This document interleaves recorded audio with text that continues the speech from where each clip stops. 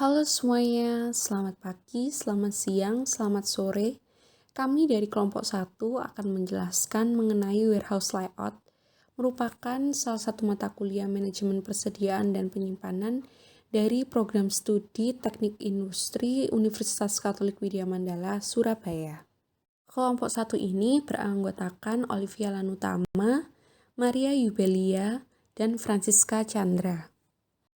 Pada dunia industri, terutama pada industri yang memiliki pabrik yang di dalamnya terdapat warehouse, membutuhkan warehouse layout atau strategi tata letak.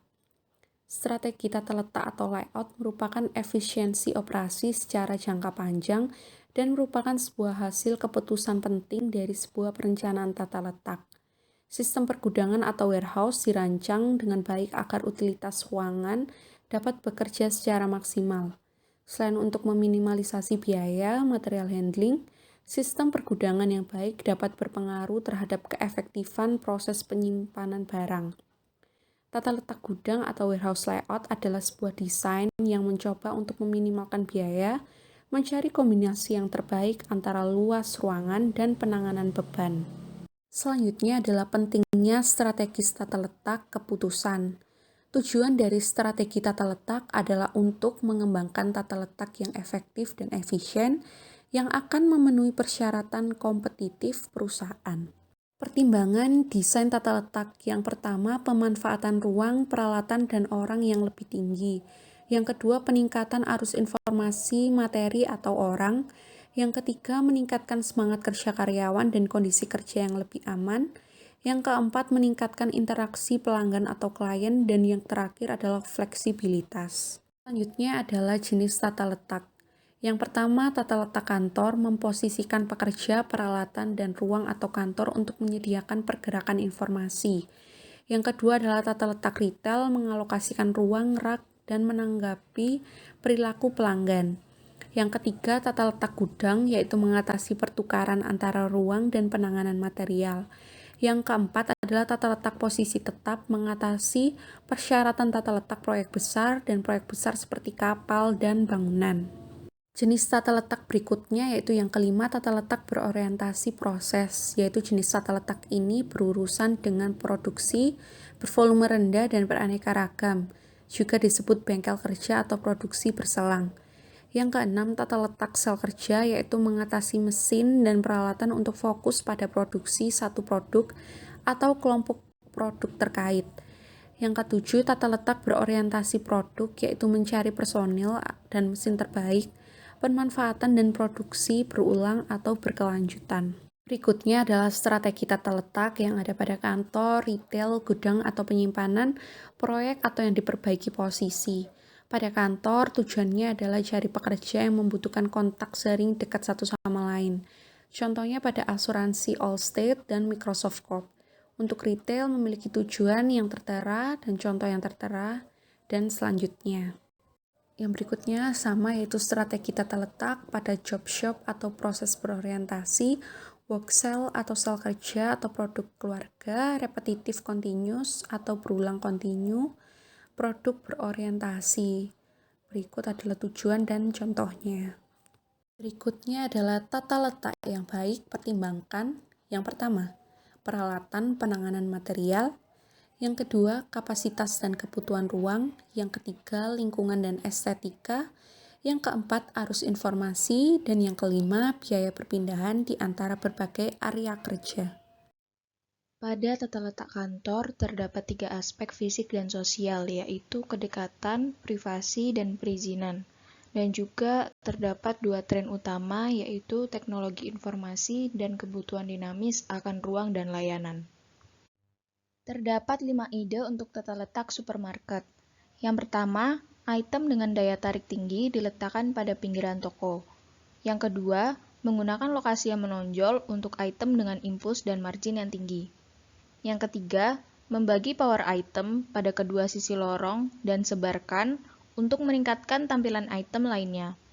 Yang keempat, menggunakan lokasi lorong ujung. Yang kelima, menyampaikan misi toko melalui pemosisian yang cermat dari departemen lead off. Slotting retail. Di sini, produsen membayar kepada retailer agar dapat melihat slot produk mereka. Faktor yang berkontribusi yang pertama, ruang rak yang terbatas. Yang kedua, bertambahnya produk baru. Yang ketiga, informasi penjualan melalui pengumpulan data POS atau point of sales di mana terdapat data transaksi jual beli. Yang keempat, kontrol inventaris yang lebih dekat. Servicescapes yang merupakan penekanan dari lingkungan fisik tempat di mana pelayanan berlangsung. Dapat dilihat dari 3 hal. Yang pertama, ambient condition. Dapat dilihat dari background, pencahayaan, bau, dan juga suhu. Kemudian yang kedua, spatial layout and functionality. Dapat dilihat dari jalur sirkulasi, karakteristik lorong, dan pengelompokan produk. Kemudian yang ketiga, sign, simbol, and artifact. Dapat dilihat dari karakteristik desain bangunan dengan makna sosial. Tata letak gudang dan penyimpanan.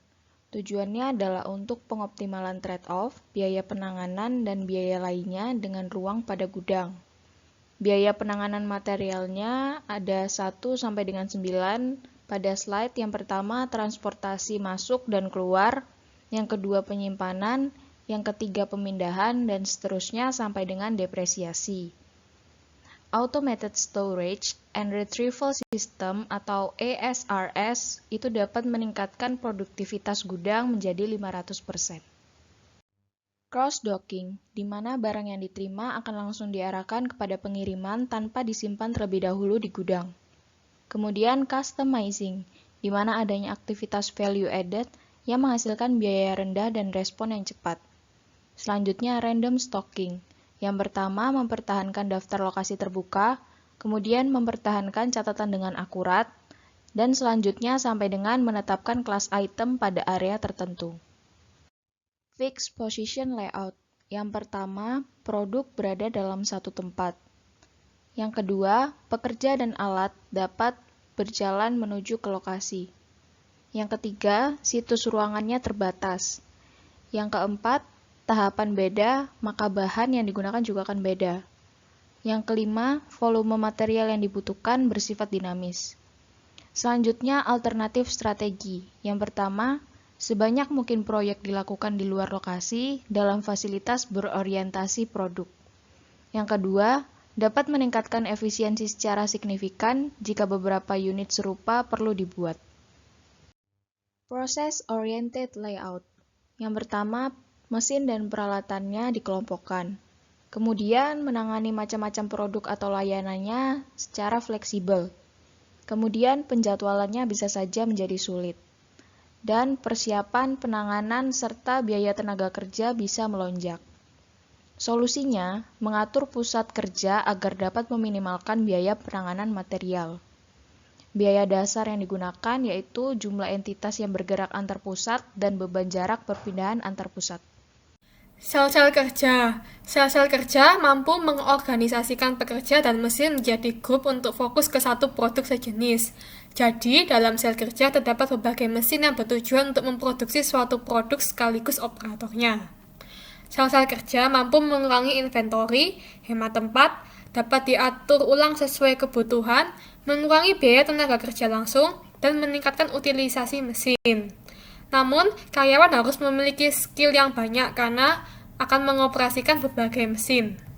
Umumnya, sel-sel kerja didesain berbentuk huruf U, karena huruf U dapat mengurangi jarak perjalanan operator dari selesai pengerjaan barang ke memulai pengerjaan dari awal lagi.